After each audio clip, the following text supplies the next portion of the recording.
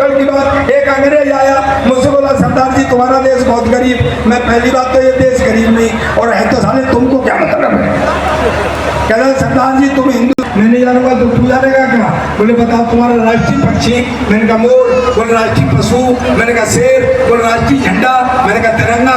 बोले हाँ तुम फंस गए ना उसमें। क्या मुसलमान का, तुम तो सिख है, तुम्हारा झंडे में क्या है। बहुत बढ़िया, बहुत बढ़िया। ये साले तेरे बाप का है क्या।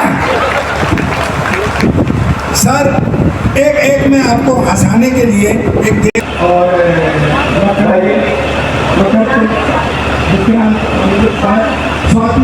ये मक्कड़ करता रहता है, कभी भी बुला लेते हैं। सर ये यादव जी मुझ में और आम में, और इस कदर लिखा जाएगा कल,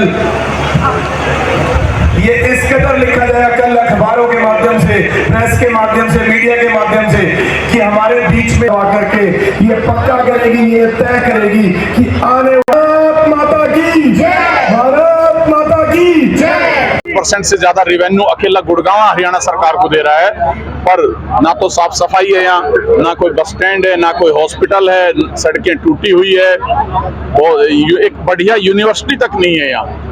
तो यहाँ समस्याएं तो अनेक है। अगर मैं मेवात की बात करूँ तो वहाँ बेरोजगारी चरम पर है। रेवाड़ी की बात करूँ, धारवाड़ की बात करूँ तो वहाँ गंदगी भी है, अलवर से गंदा पानी भी आता है, फैक्ट्रियां पलायन कर रही है। समस्याएं अनेक है, पर मुझे भरोसा है, मैं इन समस्याओं को बचपन से देखता आ रहा हूँ। जमीन से जुड़े हुए आदमी हैं, गरीब किसान के बेटे हैं, तो हम इन समस्याओं को समझते भी हैं और इसके समाधान के लिए हम हर संभव प्रयास करेंगे। रेजिमेंट को हमने ही उस आंदोलन को खड़ा किया था और पूरा समर्थन है, क्योंकि हमारा एक ही नारा था, वोट वही पाएगा जो रेजिमेंट बनवाएगा।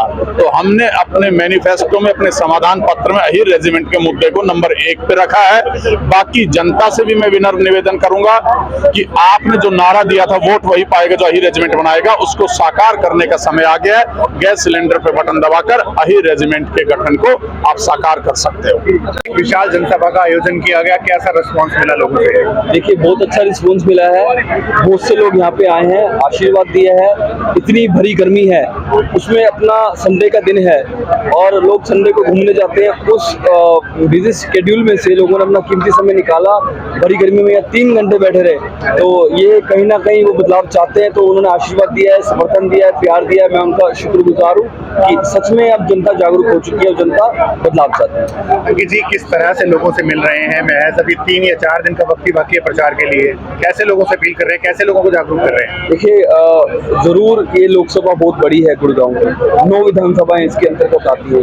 अब 25 तारीख से निरंतर लोगों के बीच जा रहे हैं, नूह के गांव में भी गए हैं, गुड़गांव की अलग अलग कॉलोनियों में गए हैं और सोशल मीडिया के माध्यम से। और आप जो सबसे बड़ा लोकतंत्र का मजबूत स्तंभ है, आप एक विपक्ष हैं, तो आपके चैनल के माध्यम से, मीडिया के माध्यम से हम लोगों तक अपनी बात पहुंचाने की कोशिश कर रहे हैं कि इस बार आप गुड़गांव को समस्याओं से मुक्ति दिलाइए, गुड़गांव को वंशवाद से मुक्ति दिलाइए, गुड़गांव को परिवारवाद और एक ही परिवार से मुक्ति दिलाइए।